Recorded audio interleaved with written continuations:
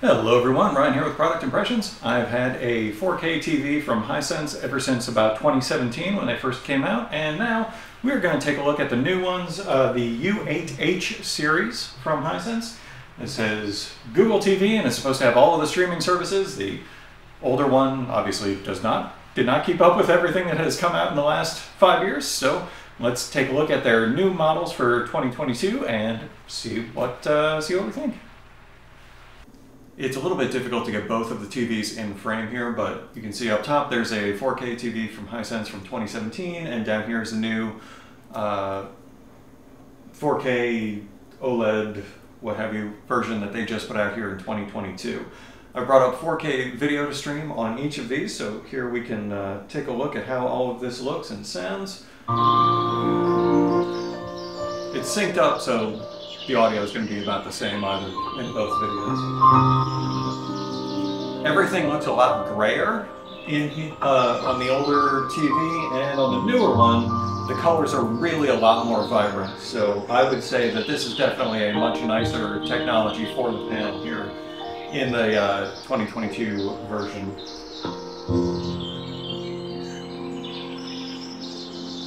Really is a tremendous difference. I would also say that the picture is much clearer on the new one. Despite being 4K in both places, the picture looks a lot nicer on this newer TV.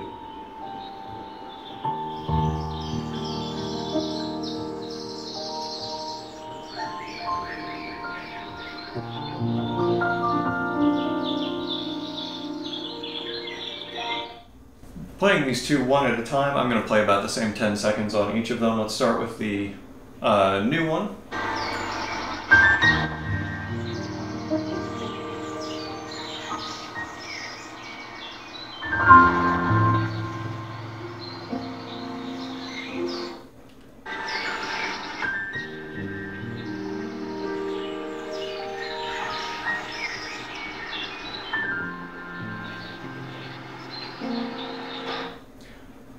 I'm not sure if it'll actually come through on the microphone on my camera or not, but I would say that this new TV does have more bass to it than the older version does as well. So you're getting better picture, clearer image, more vibrant color, and deeper bass, a fuller sound out of this new 2022 4K ULED, OLED, whatever. Yeah, so I would say that this is a better product in basically every aspect. This one is good. The new one definitely seems to be better. Got a little bit more to test out. One last thing that I wanted to test out with this TV is whether or not it would actually work as a really big monitor. I normally had a 34-inch monitor and a 27-inch that was arranged vertically, so I thought I would try this out, see if I could get a little bit more screen real estate while also making it a bit easier on my computer by having it only power one monitor rather than both a 4K and a 1080p monitor. With just the 4K, I thought maybe I'd get a little bit more room out of this. I've tested it with both working with my work computer and my personal computer, and I felt this was a good way of showing what you really get when you try to run it at 4K for work purposes.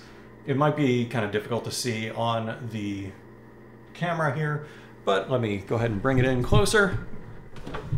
Here we have just the weather.com website. I'm not sure if you're going to be able to see it terribly well, but all of the vertical letters on here are getting pretty distorted. Like the word California there, you can see that there are letters, the I almost disappears, the vertical all seems to have like a weird blue shadow associated with it.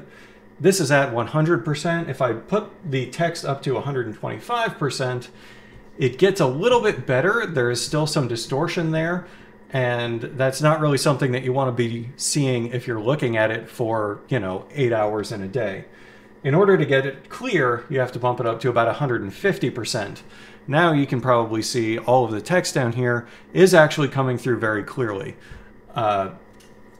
This seems to be just something with 4K monitors. It needs to be a little bit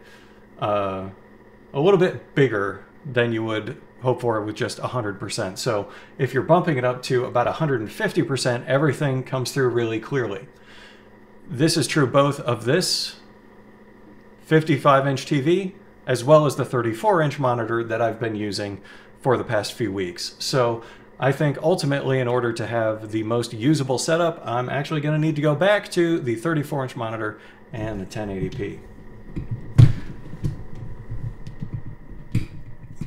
Now, overall thoughts on this. In the comparisons that I did earlier, the picture is really great on this. The audio quality is also really good. I don't really feel a need that it would require a sound bar or anything like that. All in all, really excellent TV.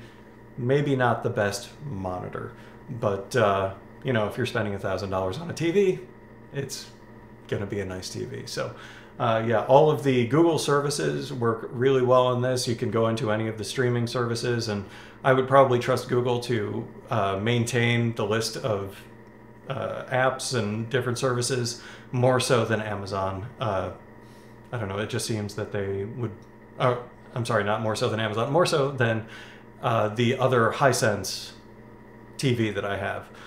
I mean, thus far, everything is still working. I haven't really had an issue, but at the same time, I've also largely switched over to using a Fire Stick because it is just way more functional.